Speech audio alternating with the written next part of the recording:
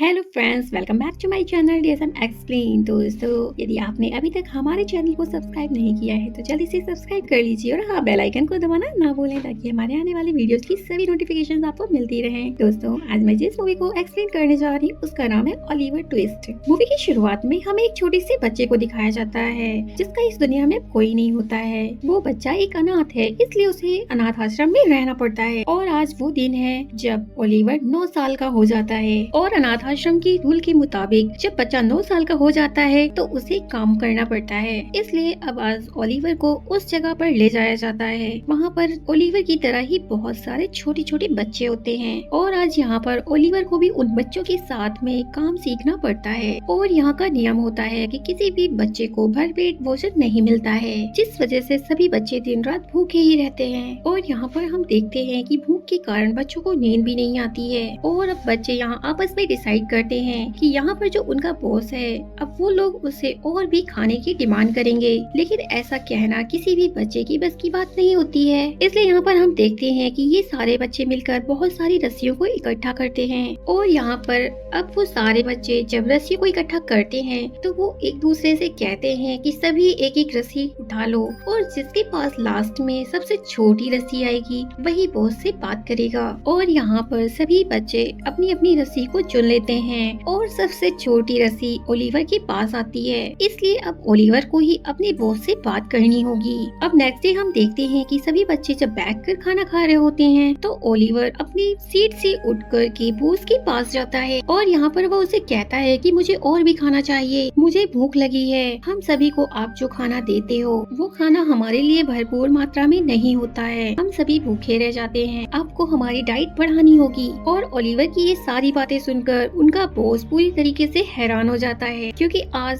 पहली बार किसी बच्चे ने खाने की डिमांड की है। दरअसल यहाँ के सभी बच्चे बॉस से डरते हैं और यहाँ पर हम देखते हैं कि अब ओलिवर की बॉस उसे मारने के लिए उसके पीछे भागते हैं और ओलिवर अपनी जान बचाने के लिए वहाँ से भागने लग जाता है। लेकिन यहाँ पर अब हम देखते हैं कि अनाथ आश्रम के जो सबसे बड़े अधिकारी हैं उन्हें भी पता चल जाता है कि ओलिवर ने और भी खाने की डिमांड की है। इसलिए आज हम देखते हैं कि ओलिवर को अब किसी आदमी के हाथ बेच दिया जाता है, जहाँ पर जाने के बाद उसे काम करना होगा और इस आदमी का नाम स्ट्रॉबेरी होता है। अब हमें दिखाया जाता है कि ओलिवर स्ट्रॉबेरी के घर में दिन रात काम करता रहता है और स्ट्रॉबेरी की वाइफ को ओलिवर का काम बिल्कुल भी पसंद नहीं होता है। और यहाँ पर हमें एक और भी बच्चे को दिखाया जाता है जो ओलिवर की तरह ही उसे भी इस घर में बेचा गया था और ये बच्चा ओलिवर से बड़ा होता है और ये बच्चा भी यहाँ पर काम करता है। लेकिन यहाँ पर हम देखते हैं ये बच्चा ओलिवर को बिल्कुल भी पसंद नहीं करता था, वो हमेशा ओलिवर को परेशान करता रहता था। एक रात जब ये दोनों खाना खा रहे होते हैं तभी वो बच्चा ओलिवर की मॉम के लिए कुछ गलत बोलता है, जिससे ओलिवर को बहुत ज्यादा गुस्सा आ जाता है और ओलिवर उस बच्चे को मारने के लिए उस पर झपट पड़ता है। जिसके बाद हम देखते हैं कि स्ट्रॉबेरी ओलिवर की बात सुने बगैर उसे बहुत बुरी तरह पीटते हैं। और यहाँ पर हम देखते हैं कि ओलिवर ने अब डिसाइड कर लिया है कि वो इस घर में अब और नहीं रुकेगा। इसलिए हम देखते हैं कि अगली सुबह ओलिवर अपना सामान लेकर उस घर से भाग जाता है और जब उस घर से बाहर निकलता है तब वो सड़क पे देखता है कि लंदन वहाँ से 70 मील दूर है। और यहाँ पर ओलिवर डिसाइड कर लेता है कि अब वो लंदन जाएगा, जहाँ पर वो अपने एक नई जिंदगी की शुरुआत करेगा। लेकिन यहाँ पर ओलिवर को ये बिल्कुल भी अंदाजा नहीं होता है कि 70 मील की दूरी कितनी होती है, इतना लंबा सफर करने में उसे कितना वक्त लगेगा। हालांकि ओलिवर के पास खाने पीने की कुछ चीजें हैं, लेकिन बहुत ही जल्द वो सारी चीजें खत्म हो जाती हैं। और अब हम देखते हैं कि ओलिवर को अब भूख लगी है और सामने एक लकड़ी का घर भी होता है। खाने की उम्मीद से ओलिवर उस घर में जाता है, लेकिन वहाँ पर रह रहे लोग उसे वहाँ से भगा देते हैं। और अब हम देखते हैं कि ओलिवर बहुत ज्यादा भूखा है और वह बहुत बुरी तरह से थक भी चुका है, उसके शरीर में बहुत ज्यादा कमजोरी आ चुकी है, इसलिए वह चलते चलते ही सड़क पर गिर जाता है। और यहाँ पर हम देखते हैं कि ओलिवर जब सड़क पर गिर जाता है तभी उसे एक औरत देख रही होती है और वह औरत ओलिवर को अपने घर ले आती है। यहाँ पर वो औरत ओलिवर को खाने के लिए भी देती है और खाना खाने के बाद ओलिवर को ऐसा लगता है जैसे उसका दूसरा जन्म हुआ है, क्योंकि ओलिवर को ऐसी कोई उम्मीद नहीं थी कि अब उसे दोबारा खाना खाने को भी मिल सकता है, क्योंकि हर कोई उसे धुतकार रहा था। अब अगली सुबह पूरी तरह से ठीक होने के बाद ओलिवर एक बार फिर से लंदन की तरफ निकल पड़ता है और अगले 7 दिनों तक ओलिवर लगातार चलता रहता है। ओलिवर के पैरों में छाले पड़ जाते हैं और ओलिवर बहुत ज्यादा थक चुका है, लेकिन अब ओलिवर उस शहर पहुंच चुका है जहाँ के लिए वो निकला था, यानी कि अब वो लंदन पहुंच चुका था। उसके शरीर में इतनी ज्यादा वीकनेस होती है कि वो सड़क किनारे लेट जाता है। तभी वहाँ पर एक लड़का आता है और वो ओलिवर से कहता है कि तुम मेरे साथ मेरे घर क्यों नहीं चलते। और यहाँ पर हम देखते हैं कि वो लड़का ओलिवर को अपने साथ अपने घर ले आता है। दरअसल ये लड़का पेशे से एक चोर होता है। वह बाजार में घूम घूम कर छोटी मोटी चोरियां किया करता था। और यहाँ पर हम देखते हैं कि घर में उसकी ही उम्र के और भी बहुत सारे बच्चे होते हैं और वो सारे बच्चे चोर होते हैं। और इनका जो लीडर होता है उसका नाम फैगिन है। और यहाँ पर 2 लड़कियां भी होती हैं जिनसे फैगिन गलत काम करवाता है।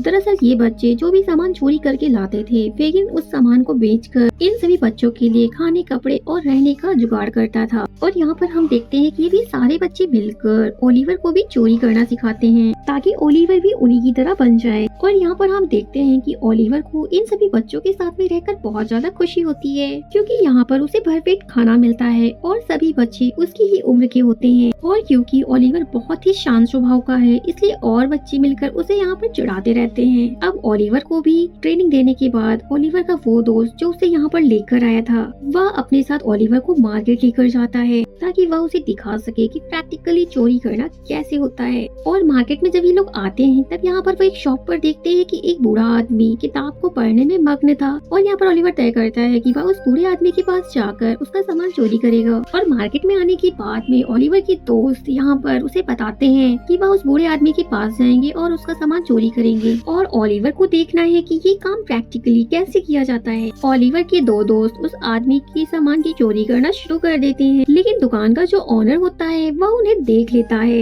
वो जल्दी से भागकर दुकान से बाहर आता है, लेकिन यहाँ पर ओलिवर के दोनों साथी वहाँ से भाग जाते हैं। लेकिन ओलिवर डर के मारे वहीं पर खड़ा रह जाता है। और बूढ़ा आदमी जब पलटकर देखता है तो उसके सामने ओलिवर खड़ा होता है और यहाँ पर उन्हें लगता है कि ओलिवर ने ही उनका सामान चुराया है, इसलिए वो बूढ़ा आदमी उसका पीछा करना शुरू कर देता है। ओलिवर भाग रहा होता है और यहाँ मार्केट में मौजूद और भी लोग चोर चोर कहकर ओलिवर के पीछे भागने लग जाते हैं। और तभी सामने से एक आदमी आता है जो ओलिवर के मुंह पर एक पंच मार देता है, जिससे ओलिवर वहीं जमीन पर गिर जाता है। यहाँ पर ओलिवर को बहुत बुरी तरह से पीटा जाता है और अब पुलिस भी आती है और उसे कोर्ट के सामने ले जाया जाता है, जहाँ पर ओलिवर को चोरी करने के जुर्म में 3 महीने की सजा सुनाई जाती है। और तभी हम देखते हैं कि वहाँ पर दुकान का वो ऑनर भी आ जाता है जिसने ओलिवर के दोनों साथियों को चोरी करते हुए देखा था। और वह जज के सामने गवाही देता है कि इस बच्चे ने चोरी नहीं की थी। और वो बूढ़ा आदमी जो ओलिवर के पीछे भागा था, जिसका सामान ओलिवर के दोस्तों ने चुराया था, उसे ये सब सुनकर बहुत ज्यादा बुरा लगता है कि ओलिवर बेकसूर था, फिर भी उसे इतनी बुरी तरीके से मारा गया है। इसलिए वह बूढ़ा आदमी ओलिवर को अपने घर ले आता है। हम दूसरी तरफ देखते हैं कि फैगिन उन दोनों बच्चों को बहुत ज्यादा डांट रहा होता है, क्योंकि वो दोनों ओलिवर को सड़क पर अकेले छोड़कर आ गए थे। और तभी यहाँ पर फैगिन का बॉस आ जाता है और यहाँ पर काम करने वाली दोनों लड़कियाँ, जिनमें से एक का नाम नैन्सी है, उसे ओलिवर की बहन बनाकर कोर्ट में भेजता है ताकि उनको ये पता चल सके कि ओलिवर को कितने महीने की सजा हुई है। लेकिन नैन्सी जब कोर्ट जाती है तो यहाँ पर आकर उसे पता चलता है कि जिस आदमी की उन बच्चों ने चोरी की थी, वही आदमी ओलिवर को अपने साथ अपने घर ले गया है। वहीं दूसरी ओर ओलिवर को घर पर दिखाया जाता है, जहाँ पर वो बूढ़ा आदमी और उसकी वाइफ वो दोनों मिलकर ओलिवर का बहुत अच्छे से ध्यान रख रहे होते हैं। और यहाँ पर हम देखते हैं कि ओलिवर अब ठीक हो चुका है और यहाँ पर वह बूढ़े आदमी के घर में रहकर काम भी कर रहा होता है। ओलिवर का स्वभाव बहुत ज्यादा शांत होता है, जिसे देखकर वो बूढ़ा आदमी और उसकी वाइफ दोनों मिलकर ये तय करते हैं वो दोनों ओलिवर को अपने साथ अपने घर में ही रखेंगे। ये दोनों ओलिवर को अपने बच्चे की तरह ही ट्रीट करते हैं, क्योंकि इनकी कोई भी संतान नहीं होती है। एक दिन वो बूढ़ा आदमी ओलिवर से कहता है कि ये कुछ किताब है और पैसे हैं, इन्हें लेकर जाओ, ये सब उसी दुकान में देना जिस दुकान के सामने मैंने तुम्हें पहली बार देखा था। और ओलिवर ऐसा ही करता है, वो पैसे और किताब लेकर उस दुकान की तरफ चल देता है। और यहाँ पर शॉप के पास आने के बाद में फैगिन का बॉस और नैन्सी ओलिवर को देख लेते हैं, क्योंकि बहुत टाइम से इन दोनों की नजर ओलिवर पे थी और और अब ये ओलिवर को पकड़कर अपने घर पर ले आते हैं जहाँ पर सभी बच्चे थे। और यहाँ पर वो सारे बच्चे जब ओलिवर को और उसके कपड़ों को देखते हैं तो बहुत ज्यादा हंसते हैं, क्योंकि उसके कपड़े बहुत ही अजीब होते हैं और ऐसे कपड़े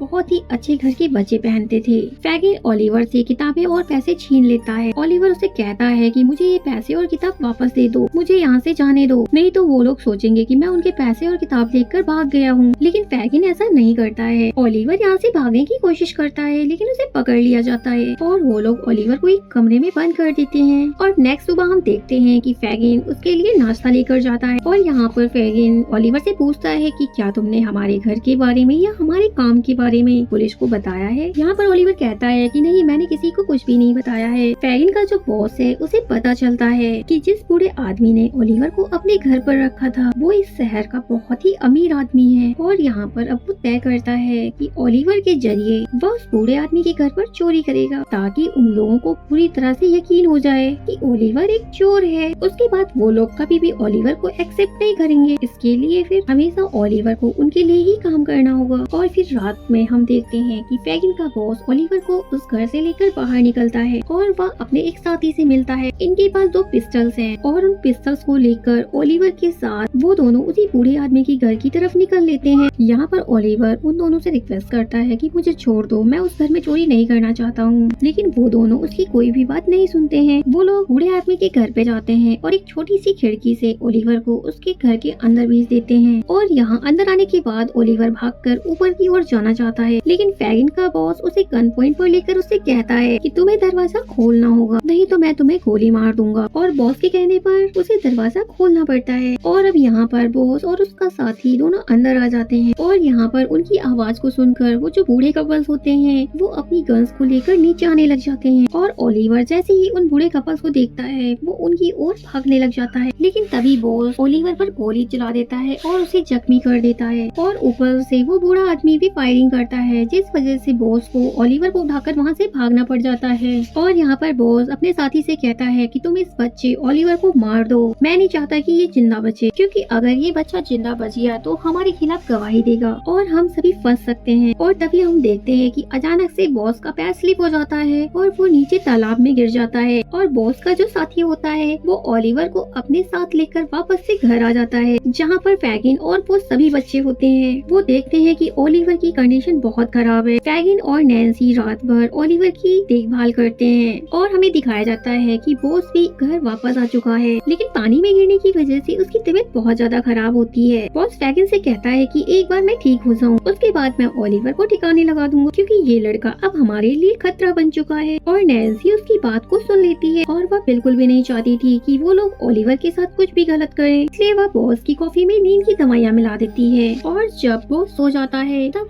वह ओलिवर की उस घर में जाती है जहाँ पर वो रहा करता था, यानी कि उसी बूढ़े कपल के घर पर। और यहाँ पर जब नैन्सी आती है तो वो बूढ़ा आदमी नहीं होता है, सिर्फ उसकी वाइफ होती है। यहाँ पर नैन्सी उससे कहती है कि ओलिवर की जान खतरे में है। और यहाँ पर वह बूढ़ी औरत को ये भी बताती है कि ओलिवर ने कभी भी खुद से आपके घर में चोरी करने की कोशिश नहीं की थी। यहाँ पर नैन्सी उस बूढ़ी महिला से कहती है कि यदि आपके हस्बैंड पूरा सच जानना चाहते हैं तो वो मुझसे आकर लंदन ब्रिज पर मिले। और फिर नैन्सी वापस से घर आ जाती है। अब रात को जब फैगिन और बॉस एक दूसरे से बातें कर रहे होते हैं तभी नैन्सी तैयार होकर लंदन ब्रिज जाना चाहती है, जहाँ पर उसने उस बूढ़े आदमी को उसे मिलने के लिए बुलाया था। लेकिन यहाँ पर बॉस नैन्सी से कहता है कि तुम इतनी रात को बाहर नहीं जा सकती हो, लेकिन नैन्सी जिद करके बाहर चली जाती है। और यहाँ पर फैगिन और बॉस को नैन्सी पर शक हो जाता है, इसलिए वो दोनों अपने आदमी से नैन्सी पर नजर रखने के लिए कहते हैं। अब रात को नैन्सी लंदन ब्रिज पर जाती है, जहाँ पर वो बूढ़ा आदमी उसे मिलने के लिए आता है। यहाँ पर नैन्सी उसे बताती है कि ओलिवर एक मासूम बच्चा है, वो बच्चा आपके पास आना चाहता है। उस बच्चे का इस दुनिया में कोई नहीं है, अनाथ है। उस बच्चे ने कभी भी कोई चोरी नहीं की, लेकिन फैगिन और उसका दोस्त जो अनाथ बच्चों को चोर बनना सिखाते हैं वो ओलिवर को भी चोर बनाना चाहते हैं। उस बच्चे को आपकी जरूरत है। और नैन्सी उस बूढ़े आदमी को उस घर का पता बता देती है जहाँ पर ओलिवर और उसके जैसे और भी बच्चे ठहरे हुए थे। और नैन्सी यहाँ पर उस बूढ़े आदमी को ये भी बताती है कि उन लोगों ने ओलिवर को एक कमरे में बंद कर दिया है। और वो बूढ़ा अमीर आदमी नैन्सी की सारी बातें सुनकर यहाँ से चला जाता है और अब वो बूढ़ा आदमी ओलिवर की मदद करना चाहता है।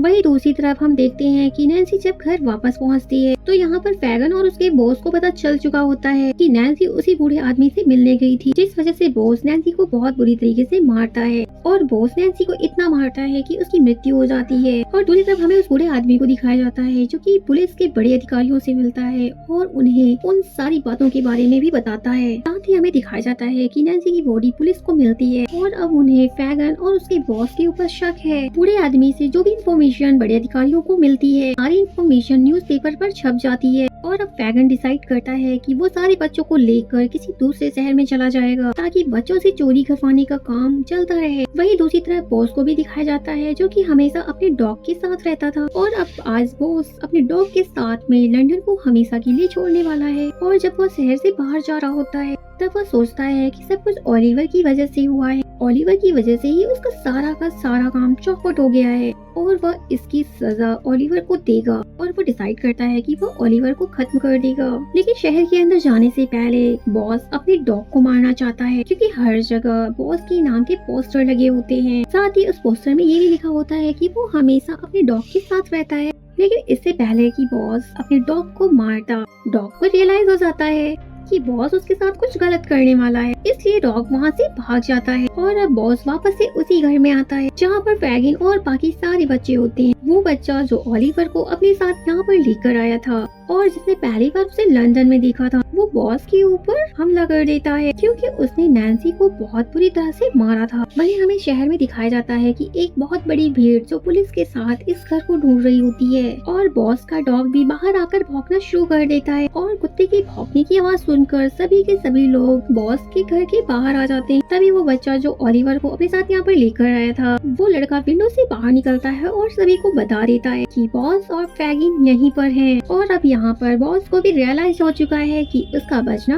मुश्किल ही नहीं नामुमकिन है क्योंकि पुलिस ने और लोगों ने इस घर को चारों तरफ से घेर लिया था। इसलिए बॉस ओलिवर को लेकर खिड़की से बाहर निकल जाता है क्योंकि उसको ये पता होता है कि जब तक ओलिवर को उसने अपने साथ में रखा हुआ है तब तक पुलिस उसके ऊपर गोली नहीं चलाएगी। और हम देखते हैं कि बॉस एक रस्सी की हेल्प से एक घर से दूसरे घर की छत पर छलांग लगा देता है। तभी पीछे से उसका डॉग भौंकने लग जाता है और जब बॉस पीछे मुड़कर देखता है तो उसका पैर स्लिप हो जाता है जिस वजह से बॉस की मौत हो जाती है। और वहीं दूसरी तरफ हमें दिखाया जाता है कि वो बूढ़ा कपल ओलिवर को अपने साथ अपने घर ले आता है और ओलिवर उनके घर पर आकर बहुत ज्यादा खुश है और ये बूढ़े कपल भी ओलिवर को पाकर बहुत ज्यादा खुश होते हैं। वहीं दूसरी तरफ हमें फैगिन को दिखाया जाता है जो कि अब जेल में होता है और एक दिन ओलिवर बूढ़े आदमी के साथ फैगिन से मिलने के लिए जाता है। फैगिन ने हमेशा ओलिवर के साथ अच्छा बर्ताव किया होता है। जब ओलिवर को गोली लगी थी तो फैगिन और नैन्सी ने रात भर उसका देखभाल किया था और उनकी वजह से ही ओलिवर की जान बच गई थी। ओलिवर फैगिन से मिलता है लेकिन यहाँ पर हम देखते हैं कि फैगिन उसे नहीं पहचान पाता है क्योंकि अब फैगिन की दिमागी हालत खराब हो चुकी है और फैगिन को सजाए मौत मिली है। ओलिवर चाहता है कि उसकी सजा माफ कर दी जाए लेकिन यहाँ पर उसकी बात कोई भी नहीं सुनेगा, इसलिए आंखों में आंसू लिए ओलिवर जेल से बाहर निकल जाता है। यानी यहाँ पर हमें ये पता चलता है कि फैगिन का भी अंत वही है जो कि उसके बॉस का हुआ था। लेकिन ओलिवर जो कि हमेशा से मासूम था, जिसका इस दुनिया में कोई भी नहीं है, उसका फ्यूचर ब्राइट है। और इसी के साथ ये मूवी यहीं पर समाप्त हो जाती है। तो दोस्तों, आप सभी को आज की ये मूवी एक्सप्लेनेशन कैसी लगी? अगर पसंद आए तो लाइक, शेयर और कमेंट जरूर से करिएगा। एक नई मूवी एक्सप्लेनेशन के साथ मैं एक बार आपसे फिर से मिलूंगी। तब तक इस मूवी को अपना ढेर सारा प्यार दीजिएगा। धन्यवाद।